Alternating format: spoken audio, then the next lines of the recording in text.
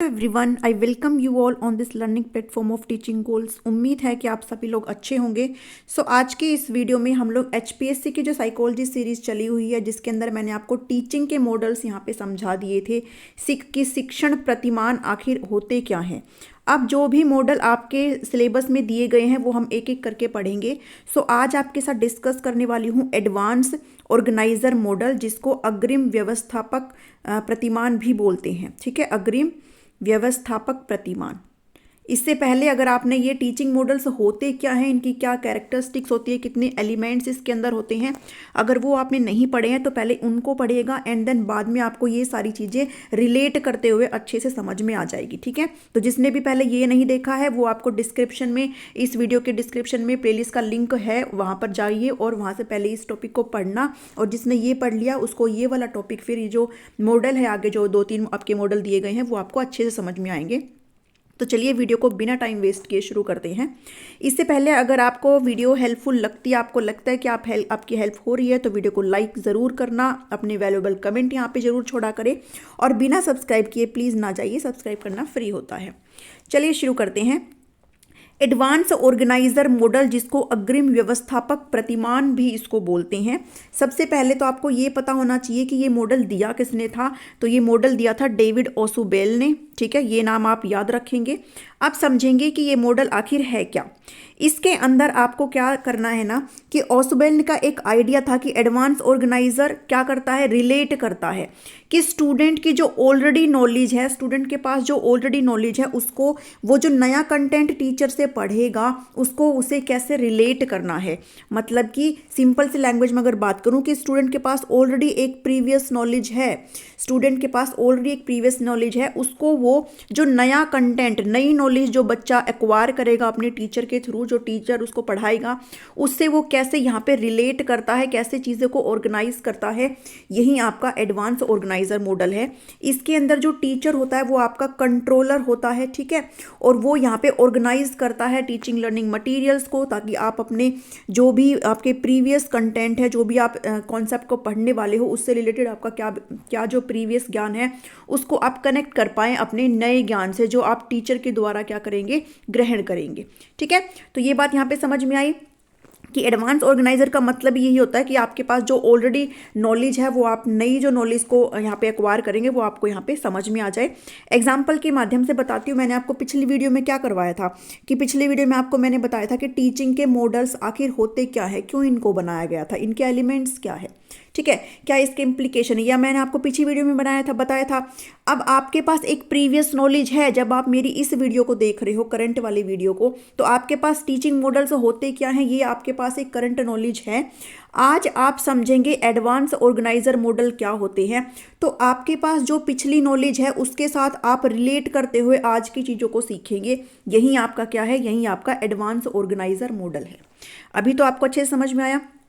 एक एग्जाम्पल और देती हूँ। जैसे मान लीजिए बच्चे ने कोई भी एक बॉल जो है देखी हुई है, कोई छोटा बच्चा है, उसने बॉल देखी हुई है। ठीक है, अब जब वो स्कूल में जाएगा तो टीचर उसको क्या शेप्स पढ़ा रही है। ठीक है, आकृतियां बच्चे को पढ़ा रही है। तो टीचर क्या कहेगी, बच्चे आपने बॉल देखा है? तो बच्चे कहेंगे हाँ हमने तो बॉल देखा है। तो टीचर यहाँ पे एक नई चीज़ उसको बताएगी कि बॉल की शेप क्या होती है। बॉल की शेप होती है सर्कल। तो बच्चे को ऑलरेडी बॉल पता है, उसको पता है पहले से, तो बच्चा यहाँ पे इस चीज़ को रिलेट करेगा कि अच्छा बॉल ये होती है, और बॉल के साथ एक चीज़ उसने और एक चीज़ से नई सीख ली, दैट इज सर्कल। कि जो बॉल क्या होती है वो किस शेप की होती है, वो सर्कल की होती है। सर्कल होता है मतलब गोलाकार होती है। तो यहाँ पे उसकी एक प्रीवियस नॉलेज थी, पहले का उसका ज्ञान था, उसके अंदर उसने एक चीज़ और ऐड कर ली, यहाँ पे न्यू नॉलेज, और दोनों में क्या कर लिया, एडजस्टमेंट कर लिया। यही आपका क्या है, इस मॉडल का कॉन्सेप्ट है। ठीक है, डायग्राम के माध्यम से समझेंगे।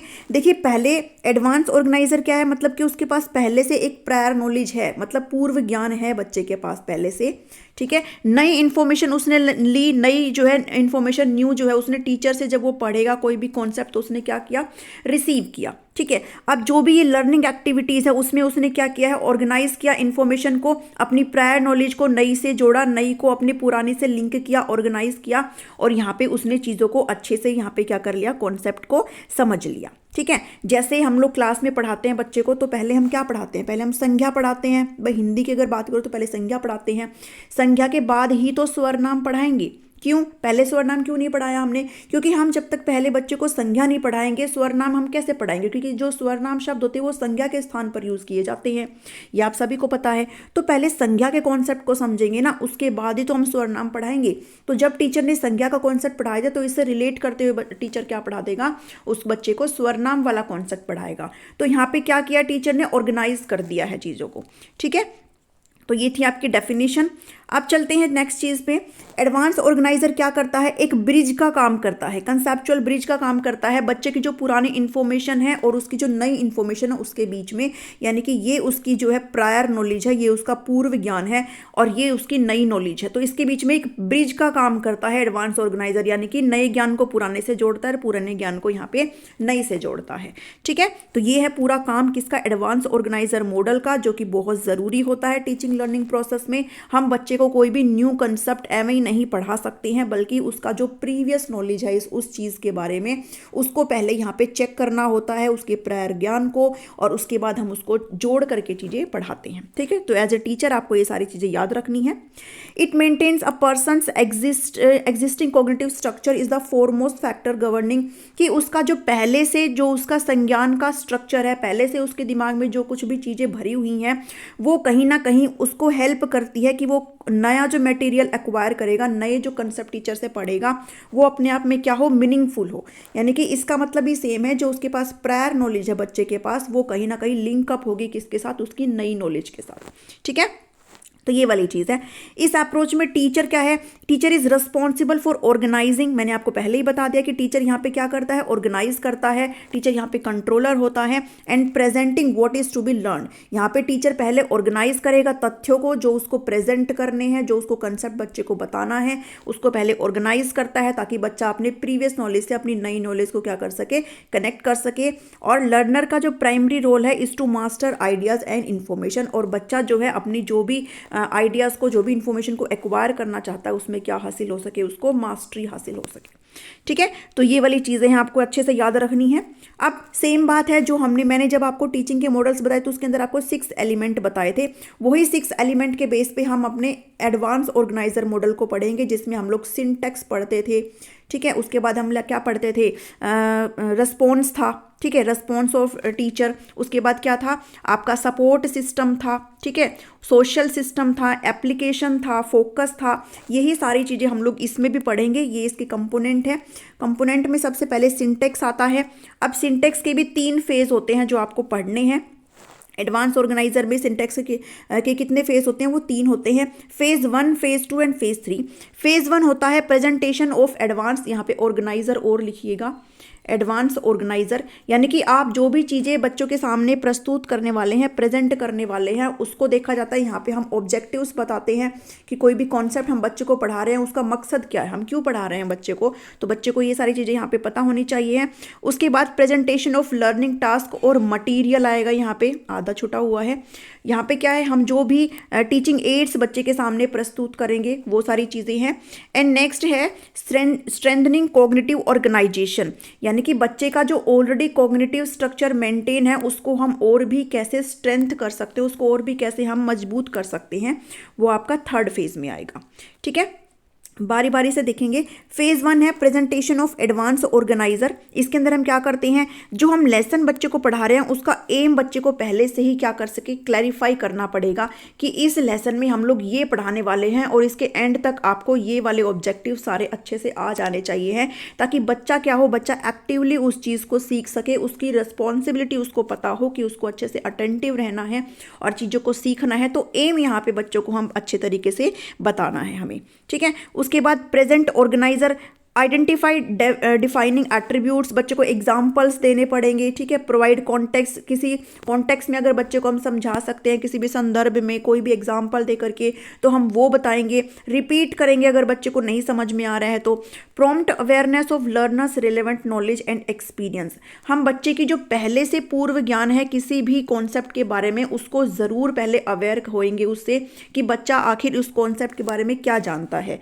जैसे अगर हम उसको नाउन पढ़ा रहे हैं हैं तो पहले बच्चे से हम पूछेंगे भाई आप क्या समझते हो इस चीज़ से, आपको आपको क्या लगता है कि नाउन क्या होते हैं। तो बच्चे जो भी XYZ चीज़ें बताएंगे टीचर उसके साथ ही बाद में बच्चों को पढ़ाएगा, फिर चाहे वो किसी भी तरीके से प्रेजेंट करे।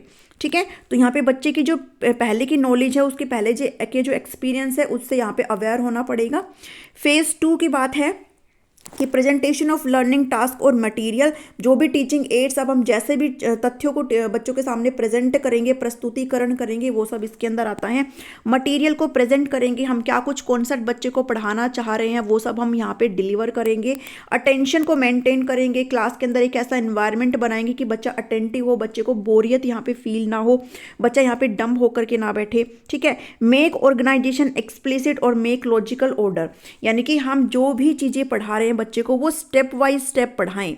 ऐसा नहीं है कि आप डायरेक्टली कोई भी कॉन्सेप्ट है और सीधा उसको अप्लाई करना बता रहे हो, सीधा उस पे आके न्यूमेरिकल करवाने शुरू कर दिए। आप पहले उस चीज़ को थ्योरी में अच्छे से एक्सप्लेन करेंगे एंड देन उसका एप्लीकेशन अच्छे से बच्चे को बताएंगे। ठीक है, तो लॉजिकल ऑर्डर होना चाहिए लर्निंग का, इधर उधर से नहीं, मतलब आगे पीछे से नहीं पढ़ाना है, बट कि एक लॉजिक ऑर्डर होना चाहिए है। फेज 3 है आपका use principle of integrative reconciliation. इसका मतलब ये है हम एकीकृत तरीके से बच्चे को पढ़ाएंगे, उसकी प्रायर नॉलेज को उसके नए ज्ञान से जोड़ करके पढ़ाएंगे, जिसके अंदर हम लोग उसका ऑलरेडी जो संज्ञान का ऑर्गेनाइजेशन है, ऑलरेडी उसके दिमाग में जो कुछ भी चीज़ें है उसको हमें और भी स्ट्रोंग बनाना है। ठीक है, नेक्स्ट चीज़ है प्रमोट करेंगे एक्टिव रिसेप्शन लर्निंग को, बच्चा यहाँ पे एक्टिव होकर रिसीव करे लर्निंग को। और elicit critical approach of subject matter, जो भी सब्जेक्ट हम बच्चे को बता रहे हैं, जो भी लेसन हम बता रहे हैं, उसके महत्वपूर्ण बिंदु पहले से हम बच्चे को यहाँ पे क्लियर करेंगे। ठीक है, पढ़ाने के बाद उसको मेन आइडियाज़ देंगे, क्लैरिफाई करेंगे उसको सारी चीज़ों को जो भी टीचर ने समझाया है, पढ़ाया है। तो ये 3 फेज थे। उसके बाद सिंटेक्स हो गया। नेक्स्ट है सोशल सिस्टम। मैंने आपको टीचिंग के मॉडल्स जब कराए थे तो उसके अंदर आपको ये सारे एलिमेंट्स कराए थे, वही सेम एलिमेंट्स आपके इसके अंदर है, जिसमें आपका सिंटेक्स हो चुका है। सोशल सिस्टम का क्या मतलब है? सोशल सिस्टम में क्या होता है कि टीचर क्या है, आपका इनिशिएटर है, टीचर ही यहाँ पे शुरुआत करता है, टीचर ही यहाँ पे ऑर्गेनाइज करता है तथ्यों को स्टूडेंट्स के सामने प्रेजेंट करने के लिए, उसकी प्रायर नॉलेज को, ताकि नई नॉलेज से जोड़ा जा सके। ठीक है, तो टीचर यहाँ पे इनिशिएटर है। Differentiate new material from the previous one. अब जो नया मटेरियल है, बच्चा जो चीज़ें सीख रहा है, बच्चे को पता होना चाहिए है कि वो जो नए कॉन्सेप्ट सीख रहा है वो अब उसके पुराने कॉन्सेप्ट से, जो उसका ओल्ड कॉन्सेप्ट है, उससे कैसे डिफर करता है। ये बच्चे को यहाँ पे अच्छे से पता होना चाहिए कि पहले उसको क्या पता था और अब उसको क्या पता है। ठीक है, हेल्दी इंटरेक्शन होना चाहिए, इनकी बच्चों को पूरी आज़ादी हो क्लास में क्वेश्चन पूछने की, इंटरेक्ट करे बच्चा, सिर्फ ऐसे ही पैसिव होकर के बैठे करके सुने ना, बल्कि एक्टिवली यहाँ पे बच्चा क्या हो, फ्रीडम हो बच्चे को, उसको क्वेश्चन पूछने दिया जाए। Children understand and assimilate a new learning. बच्चा जो है नई जो चीज़ें सीख रहा है अपनी पुरानी चीज़ों से लिंक करते उसको अच्छे से समझे और उसको असिमुलेट करे, यानी कि पूर्व ज्ञान में नई चीज़ों को ऐड ऑन करे। ठीक है, तो ये है social system. Principle of reaction का मतलब क्या है? इसमें टीचर का एक्टिव रोल होता है। यहाँ पे बच्चा अपने चीज़ों के लेके जो कुछ भी रिस्पॉन्स करेगा ना, जैसे बच्चा कुछ भी अगर रिस्पॉन्स कर रहा है कि मेरे को ये समझ में नहीं आया या फिर मुझे यहाँ पे डाउट है, ठीक है, कोई क्वेश्चन बच्चे ने पूछ लिया, तो यहाँ पे टीचर का एक्टिव रोल बहुत ज़रूरी है। टीचर उसी टाइम उसको सपोर्ट करे, उसी टाइम उसके सारे डाउट को क्लियर करे। ठीक है, ताकि बच्चे के लिए कोई भी डाउट बचे ही ना। तो टीचर को यहाँ पे रिस्पॉन्ड करना पड़ेगा to the responses of student. बच्चे जो भी रिस्पॉन्स कर रहे हैं उसके लिए टीचर को क्विक रिस्पॉन्स यहाँ पे देना पड़ेगा। ठीक है, सपोर्ट सिस्टम क्या है? सपोर्ट सिस्टम के अंदर टीचर के लिए सारे ऑर्गेनाइज मटेरियल होते हैं, क्या क्या एड्स हम लोग यूज़ कर सकते हैं, क्या क्या टीचिंग मेथड्स हम लोग को यूज़ करने चाहिए बच्चे को कॉन्सेप्ट को बताने के लिए। सो सारे जो ऑर्गेनाइज मटेरियल यहाँ पे आते हैं। गाइडलाइंस आती है ऑफ बिल्डिंग इंस्ट्रक्शनल मटेरियल, जो भी शिक्षण सामग्री हम बच्चे को प्रस्तुत करेंगे वो सभी इसमें आती है। Competency and presentation skill on part of teacher. Teacher की क्या कॉम्पिटेंसी है, जो सब्जेक्ट टीचर यहाँ पे पढ़ा रहा है उसके अंदर उसकी कितनी मास्टरी है, उसके अंदर उस कॉन्सेप्ट को प्रेजेंट करने का स्किल टीचर का कैसा है, तो ये सभी इसके अंदर आता है। ठीक है।